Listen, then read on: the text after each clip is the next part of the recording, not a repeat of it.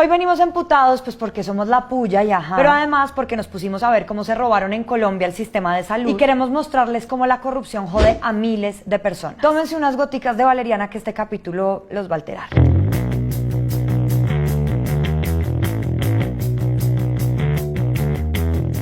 Los sistemas de salud son un mierdero en todas partes. Y en el de aquí y el de Cafarnaún hay corrupción. Para que se hagan una idea, los sistemas de salud del mundo año a año pierden unos 500.000 millones de dólares en torcidos. Y miren este dato. La inversión que se tendría que hacer para que todas las personas en la tierra tengamos acceso al sistema de salud se ha calculado en 370.000 millones de dólares. Y se pierden 500.000 millones. Entonces, hagan cuenta. Además, esto es muy grave porque la mitad de la gente en el mundo no tiene acceso al sistema de salud. Pero bueno, ya aterrizando en nuestra bella Colombia, somos percibidos como el país más corrupto en salud de América Latina. Y un estudio encontró que la salud es el tercer sector donde más casos de corrupción tenemos. Entonces, ocupamos el podio en todo. En ciclismo, en ser el segundo país más biodiverso por metro cuadrado, en tener el Guinness Record a los huevos revueltos más grandes del mundo. ¿Es en serio, no? Y en ser uno de los más corruptos en salud. Ay, es que me invade un orgullo en todo el cuerpo. Colombia, tierra querida.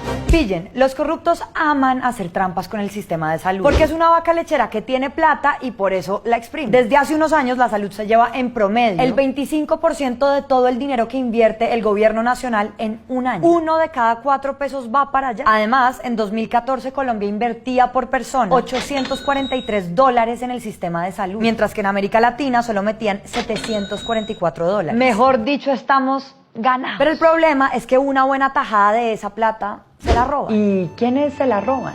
Nos preguntarán. Un estudio encontró que los actores que se perciben como más corruptos en el sistema de salud son los departamentos, las alcaldías y sus secretarías de salud. Súmele a eso que nuestro sistema es complejo y tiene muchísimos actores. Más de 30 EPS, 32 secretarías departamentales de salud, más de 1.100 municipios, cada uno con su secretaría o dirección territorial de salud, las farmacias que entregan medicamentos, unas 61.000 IPS, que son los hospitales y centros de salud, entre muchos otros. Todo esto nos lleva a que tengamos una fórmula grave. Un montón de plata, un montón de manos, muchísima burocracia, un reguero de contratos y pues mucha tentación de corrupción. Veamos algunos casos exquisitos.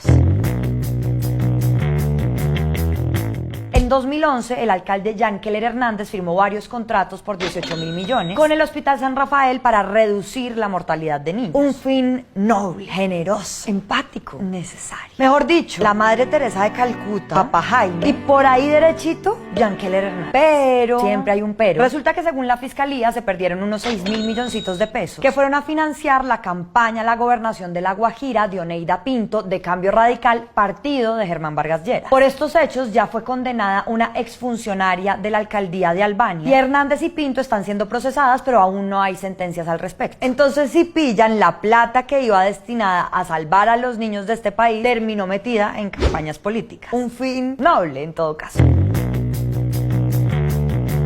Resulta que en Córdoba se destinaron más de 70.000 millones de pesos en pagos a IPS para cubrir tratamientos y drogas de pacientes con hemofilia. Un paréntesis, la hemofilia es una enfermedad en la que la gente no coagula bien la sangre y es muy compleja de tratar. Y en Córdoba invirtieron un dineral para tratar a estos pacientes, pero hubo un pequeño problema. Los pacientes no existían. Vean, aparecieron 47 personas con hemofilia en 2013 y 81 en 2014, pero eso era imposible, ya que para 2013 el Ministerio de Salud solo tenía 13 casos reportados en ese departamento. Y no es que los cordobeses se enfermaran así de un día para otro, sino que tenían políticos creativos. Los pagos a las IPS se habrían justificado con resultados de laboratorio, diagnósticos y órdenes médicas falsas. Por estos hechos, la Fiscalía dijo que el entonces secretario de Salud del departamento había cometido varios delitos, pero aún no hay fallos sobre su responsabilidad. Y al gobernador de ese entonces, Alejandro Lyons, la Contraloría lo encontró responsable.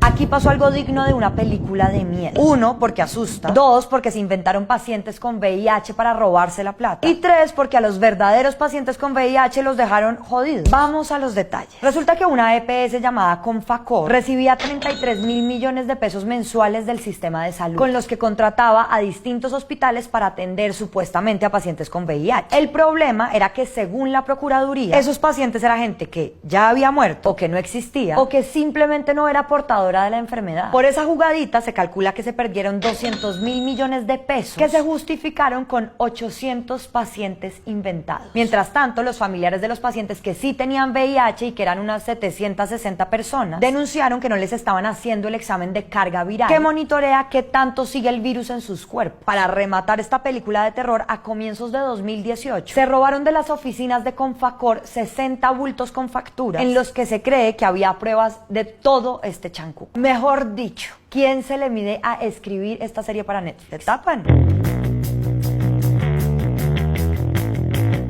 Entre 2014 y 2016, la Secretaría de Salud de Córdoba desembolsó 10.000 millones de pesos a varias IPS para supuestamente hacer terapias a niños con síndrome de Down. Sin embargo, hubo un pequeñísimo problema. Nimio, una cosita de nada. No importa, no es para que se alarmen, es una cosita chiquitito. Todo parece indicar que se robaron la plata de las terapias. Según las investigaciones, la trampa funcionó así. O se hacían muchas menos terapias de las pagadas, o se pagaban terapias para pacientes que ni siquiera estaban registrados en el sistema de salud, o se pagaban las terapias por precios superiores al que realmente tenían, o las terapias las hacía el mismo funcionario al mismo tiempo en 2 municipios del departamento. Yo que creía que la omnipresencia era un cuentazo, pero bueno, los dioses de Córdoba. Por estos hechos, la Procuraduría está haciendo una investigación contra el exgobernador de Córdoba, Alejandro León, y el entonces secretario de Salud. Pero mientras tanto, parece que la plata para las terapias de los niños con síndrome de Down se fue por el sifón.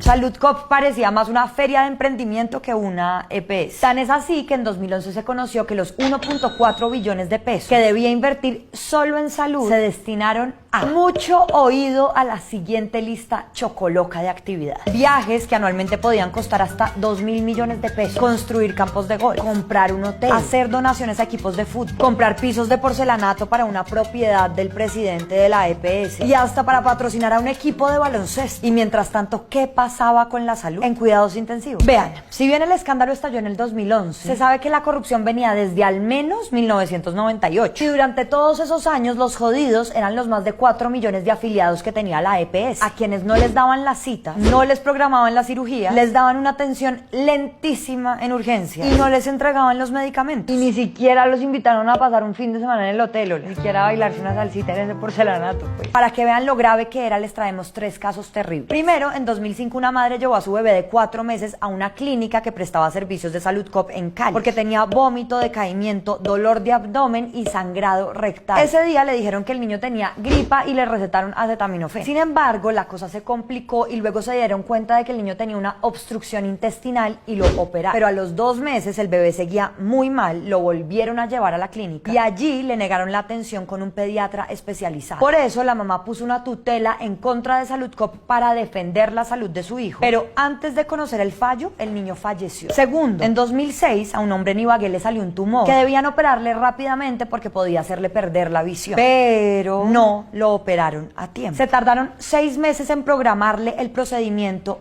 y perdió la visión. Y encima de todo, después de la cirugía, la EPS le negó los medicamentos y le tocó poner una tutela para que se los entregara. Luego, la Corte Suprema de Justicia obligó a la EPS a pagarle 288 millones de pesos al paciente por la demora en la atención y los daños que eso le causó. Pero pues el daño ya estaba hecho. Tercero, según denunció una fundación, Saludcop tenía la mala maña de no pagarle las deudas a una clínica que atendía a niños con cáncer en Bucaramanga, lo que hacía que la clínica le suspendiera los tratamientos a los pacientes. Eso pasó en 2015 cuando a por lo menos 50 niños les pararon el tratamiento durante varios días porque la EPS le debía más de 2.000 millones de pesos a la clínica. Imagínense eso, 50 niños viviendo una enfermedad terrible, rogando para que los atendieran y con una EPS llena de culebras que se estaban mecateando la plata en otras cositas.